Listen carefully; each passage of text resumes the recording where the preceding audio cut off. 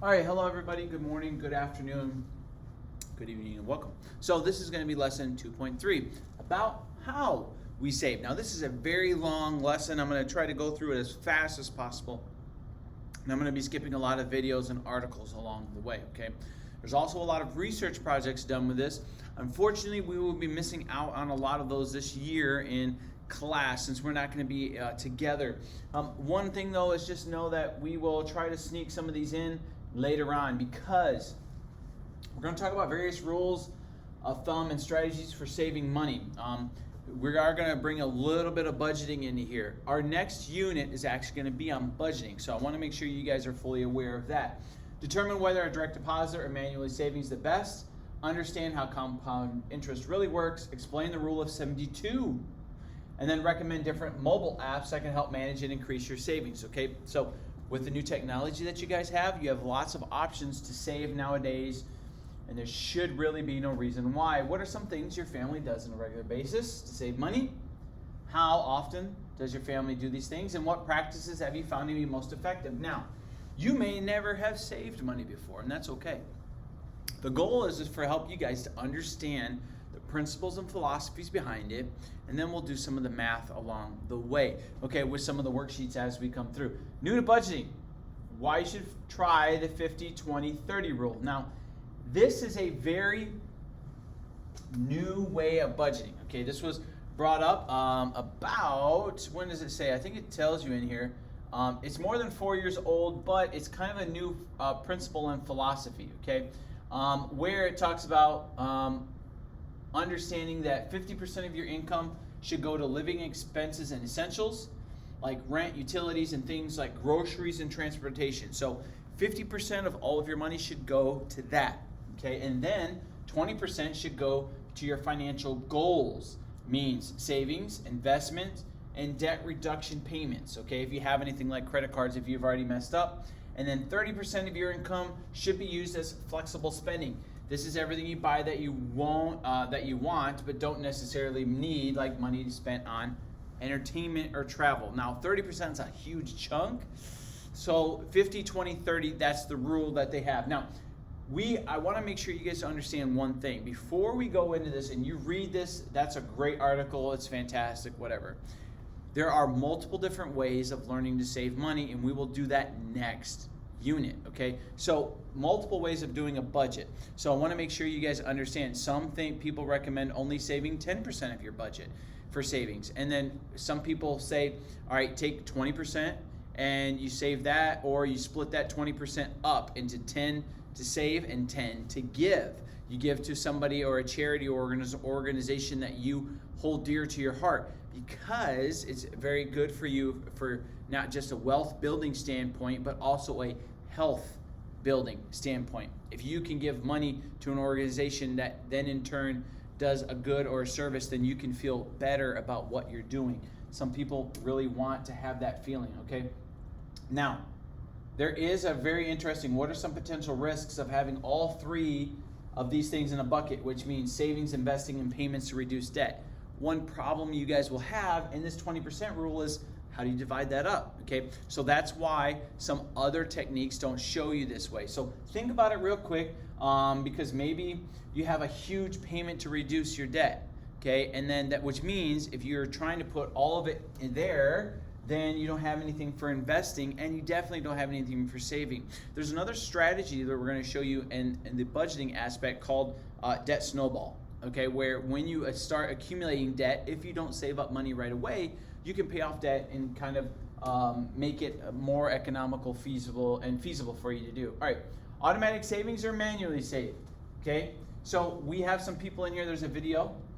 Boo. All right, it can't be found. So we'll talk about it later about paying yourself first, okay? Making sure you guys understand what that actually means, all right? Understanding that paying yourself first is, and so here's the definition of it, is using a direct deposit to take a certain percentage of your savings account every month, or every paycheck. You take a certain percentage of every paycheck and you pay yourself first and put it into a savings account. That's what pay yourself first means, okay? It means taking a certain percentage, maybe it's 10%. So if you get paid a certain percentage, which you can do that nowadays with most employers, you can put either a specific dollar amount or a percentage. So for example, my wife and I, we have a joint checking account, and then what we do is we take a $250 or so out of each paycheck, and we put it in our own separate account that we can go then spend how we want or save how we want, right? So it's up to you guys how you want to do that as well, all right? So it's up to yours. Now, would you prefer automatic or manual? Give me some explanations behind both. How to save for multiple goals at one time, okay? Here's a nice little article that's a strategy. So there's a lot of reading to do with some of this stuff. Now, it's not difficult reading, okay? But what it is it's somebody writing something about how actually it works to save, right? So article states, Shannon certainly knows what her dollar amounts are, but she's mostly unclear as the time frame. Why is it important to know the time frame when working towards a savings goal? Well, ladies and gentlemen, if I'm saving for the brand new phone that's gonna come out, the iPhone next year, okay, I need to know that it comes out maybe around September-ish. Okay, if I want to pay for that sucker in cash, I have to figure out how much money I'm saving per month, per week, per day. No, you can do per week or per month, right?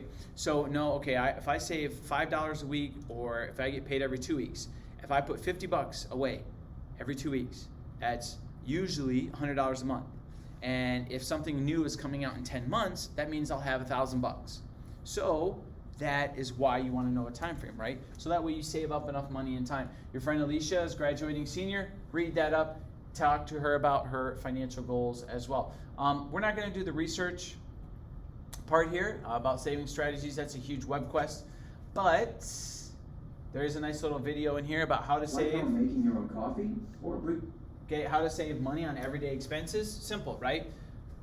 You talk about bringing your own coffee, packing your own lunch, doing the small things. I bring my own coffee every day. Now, I get my coffee from Sprouts, okay? So it's a little bit more expensive, like the beans, and then I bought a grinder many years ago, so I grind my own beans, okay? And so I pay $12 for a little bag of coffee that lasts me maybe 2 weeks, 2.5 weeks, because I dump it in there. But if I divide that up, I'm spending what? Out of 14 days, I'm under $1 for a cup of coffee. I cannot buy a cup of coffee anywhere for under $1 anymore. Not even at a gas station. Okay, so not even that stuff. So understand that's how you save, right? Pack your own lunch. If you're gonna buy food, you buy just a little bit more and you make just a little bit more, or you eat just a little bit less at dinner to have leftovers, right? My oldest son hated leftovers until he got his own job and his own place and realized, I need to save money. The best way to do it is to make a lot of food and eat leftovers, okay? So he does it now. Why are young people saving less? Okay, so there is a worksheet that we would probably talk a little bit about. It's a little bit of a data group. Don't worry about that right now. All right, we're not gonna create a savings letter. I'd like to, but I'm not worried about it. Compound interest. Very interesting video, okay? When you guys watch this. Now, I'm about to show you the quickest and easiest way that except this guy can make a steady income in the stock market. Yes! If you like being glued to your monitor. It's a lie. All right, so ladies and gentlemen, there's a nice little thing in here about compound interest.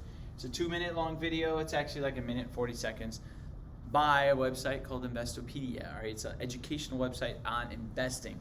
If you like some of the stuff that you see, I would recommend you go to places like this and kind of look and see, ooh, Investopedia. There's the website down there, .com, okay? You guys can go there and kind of get some good resources. But what you want to do is understand how it works, okay? If I start investing now, how will things elevate? Now, it takes a while for compound interest to take off, but ladies and gentlemen, you could start saving now between the ages of 18 to 25. And if you stopped saving, if you saved a whole bunch of money between 18 and 25 and you put it in an account that created compound interest, you could be a millionaire by the time you're 65. There's a demographic and a thing I can show you about, especially if you have a good return on rate and investment. And I, at my age, will never be able to compete and meet that, okay? But at a young age, you can. Now, being a millionaire may not take you as far in the future as it does now, okay? But that's okay. But what you guys need to understand is it's setting yourself up for the future to succeed. That's the main thing that you guys need to understand. Rule of 72. a nice little video that talks about, all right, it's a quick calculations for doubling your money. All right, it talks about how to do it. It's it basically, I believe it talks about like a 6-year investment, how much you need to have for interest rate, and that's a rule of 72 because there's 72 months. Okay, that's what the rule of 72 is that 6 times 12 is 72. So every 6 years, it talks a little bit about it. So what I want to make sure you guys do is understand doubling your money at what interest rate was Samantha receiving at her account. So there is a rule of 72 where you can double your money in 6 years. There's a formula about it. So what I want you to do is watch this video, kind of talk about it a little bit. How to counter the effects of inflation. All right, and cool thing here, inflation is real, ladies and gentlemen. It is garbage, okay? We have talked about this over the last couple of years and to my students, how inflation is getting a little ridiculous. Now, here in Arizona, inflation actually has happened in the local area for food. Okay, food, the price of inflation and the housing market here, two things, right? Car prices haven't really gone up, but food prices in our area has gone up drastically, okay? The biggest joke now talks about how it's almost 20 bucks for one person to eat at Five Guys. Okay, that better be the greatest burger I've ever eaten in my life, all right? Now, I understand their fries when they give them to you, it's like a small fries, not it's like a big old thing, which is cool, but you're paying a big price for that, okay? So understand that. How to counter effect the prices of inflation, all right? Understand what it is, why a savings account loses money, okay, because of the interest rate that's returned on it. And an alternative to saving would be investing your money at a higher rate of return. But sometimes there is a reality with that, with investing and risks, okay? Just understand that and go from there.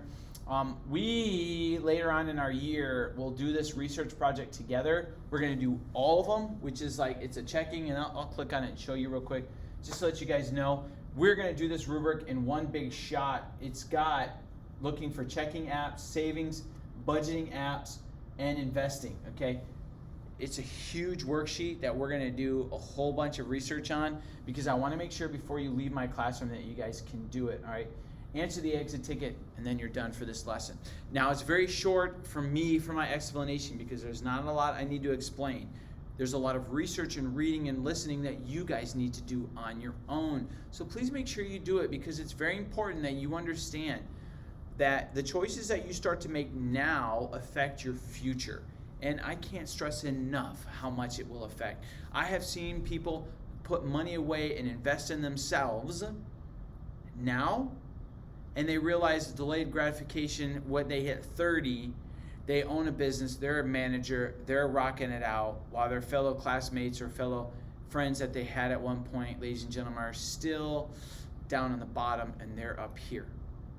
It's all about understanding what you're trying to do and invest and save now. Ladies and gentlemen, that's lesson 2.3. If you have any questions, come see me. Get the student activity packet done and hand it in.